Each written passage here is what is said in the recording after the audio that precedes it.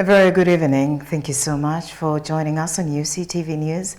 My name is Nora Sende to bring you the bulletin on this 10th day of January 2025. Tonight we are starting off in Parliament, where Parliament held a special session today to honor the late Kawempe North MP Mohammed Sejurinya, who passed away yesterday after prolonged illness. Now, Speaker of Parliament Anita Among led heartfelt tributes, describing Sejurinya as fearless advocate for the marginalized and selfless leader dedicated to his constituents. The session also sparked debate as members of Parliament criticized the absence of key government ministers, raising concerns about the delays in granting bail to the late MP during his time on remand, suggesting that the political factors may have contributed to his untimely death. Solidarity of colleagues. We quarrel and argue about so many things because we don't agree politically and so on. But then we are colleagues.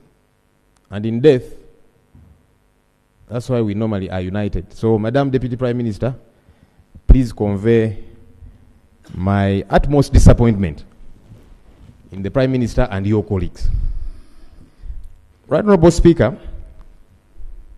At least appreciate the Speaker was here early.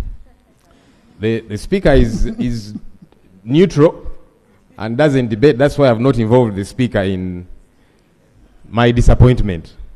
I wanted it to settle where it should. Honorable Prime Minister, that's a very serious message. And I really want you to relay that message.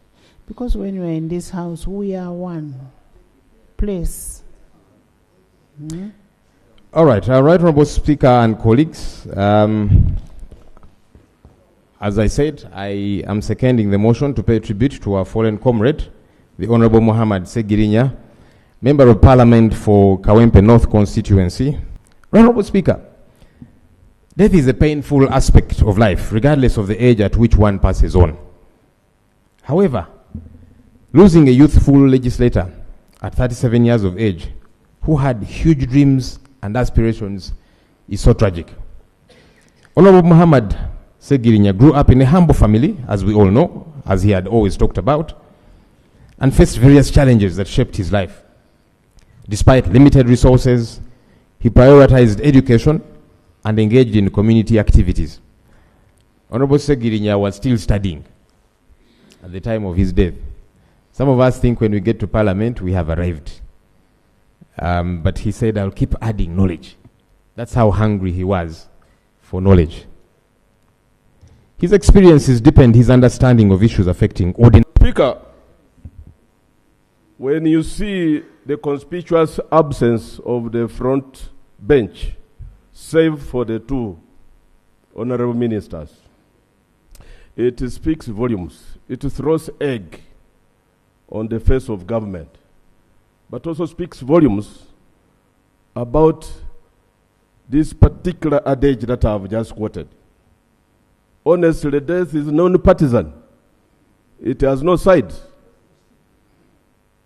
In death is when you would expect us to be united. We expected a concerted effort of the entire House to give a decent send-off of our colleague. But it's rather unfortunate, Madam Speaker, that this has happened to this House. Moreover, in the past, it has not been the case. Madam Speaker, in all he said, as I saw him as a young man, he was a radio caller. You know, these callback people on the radio. And he used to say, Honorable, one time I would like to be a member of Parliament. And I told him, Honorable Sejurinya, it takes steps. He said, I'll jump all those steps. So he tried first in 2011. I told him, you will not go through. And he'll bear witness when he stood against Honorable Latif Sebagal. Then he came back and he asked me what happened. I told him, you're fit to be a councillor. Then he said in 2016, I'll vie to be a councillor. Now I'll follow you. I'll heed to your advice. Indeed, he heeded too. He went and contested and tried to seek the FDC party ticket to no avail. He came back to me and jokingly he said, I have no ticket. I told him it's not the ticket, it's the people. The Vice President of Uganda, Her Excellency Jessica Alupo, has called on Comprehensive African Agriculture Development Program, KADP member states, to address persistent agricultural bottlenecks that have hindered the sector's growth across the African continent. Speaking at a joint ministerial session for Ministers of Foreign Affairs and Agriculture at the KADP Summit in Munyonyo, Alupo expressed concern over the continent's rising food import bill, which she describes as a negative reflection on African agricultural potential. Firstly, low public sector investment by member countries in the development of the agricultural sector. Second, limited adoption of use of new agricultural mechanization technologies. In addition, over-reliance on nature, climate change conditions, scarcity and high costs of quality agricultural inputs like fertilizers, seed and breeding stock, limited involvement of the youth and underutilization of land.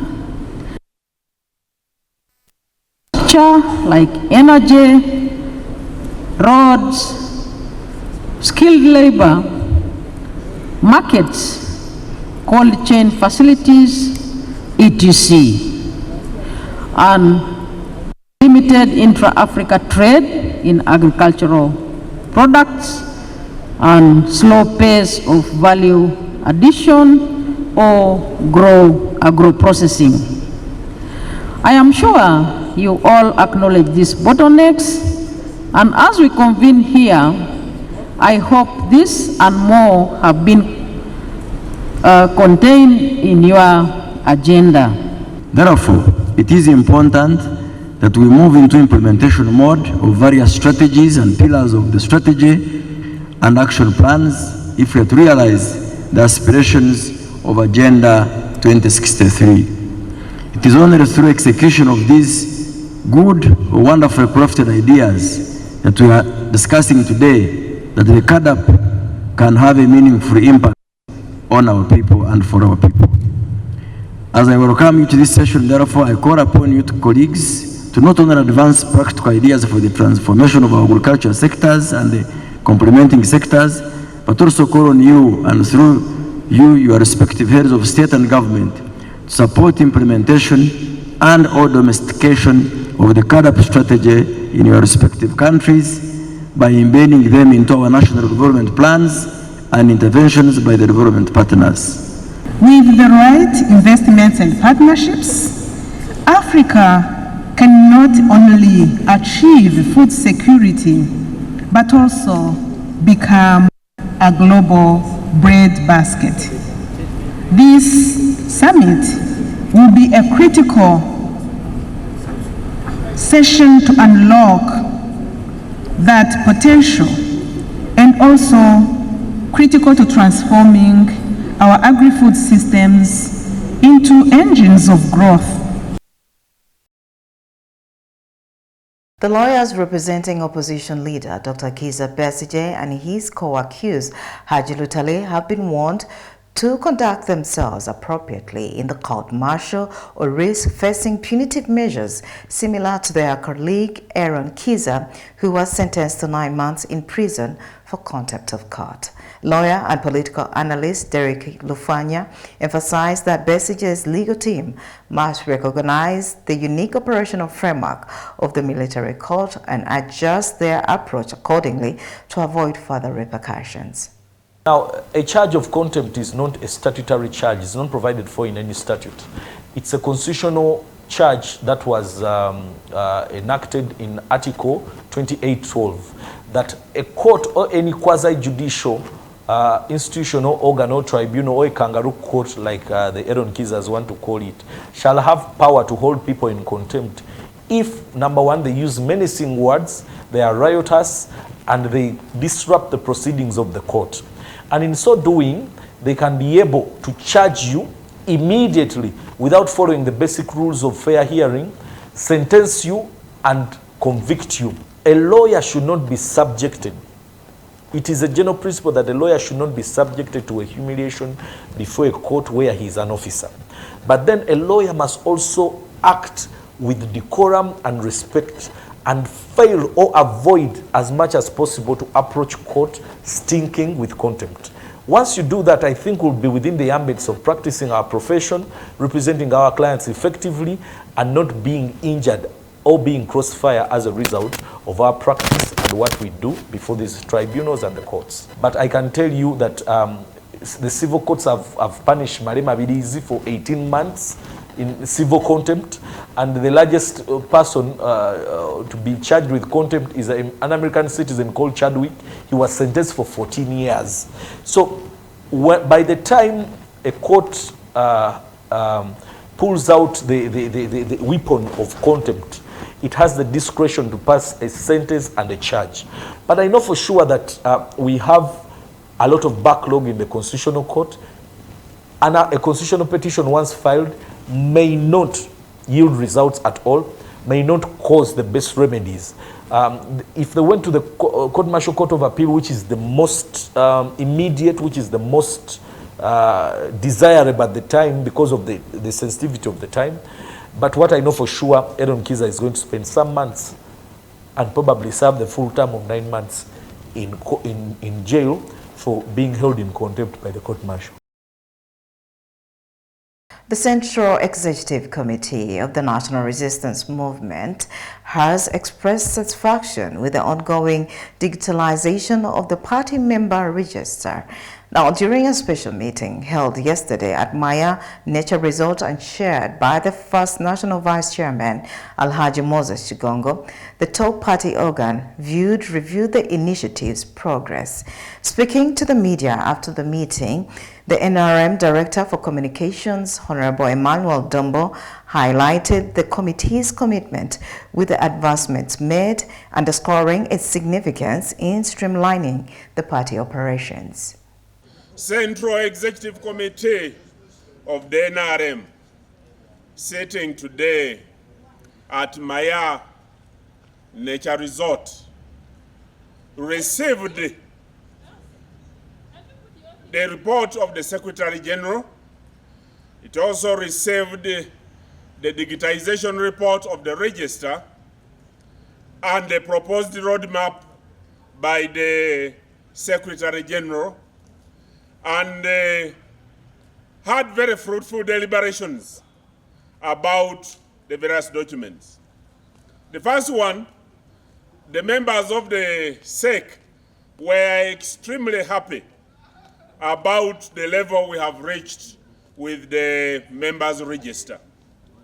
And they have therefore recommended that resources be found to ensure that the final display and capture of people who were not captured during the previous capture is concluded before the end of February. This was resolved and agreed upon. On the full roadmap, both political and electoral, members resolved that the national chairman should convene the Central Executive Committee again at the end of February for them to consider and approve the details of the electoral and political roadmap after they have received a copy of the register. This is what has been agreed, and the members of the Secretariat were directed to make sure it is effected. Let's now take a look at Today in History.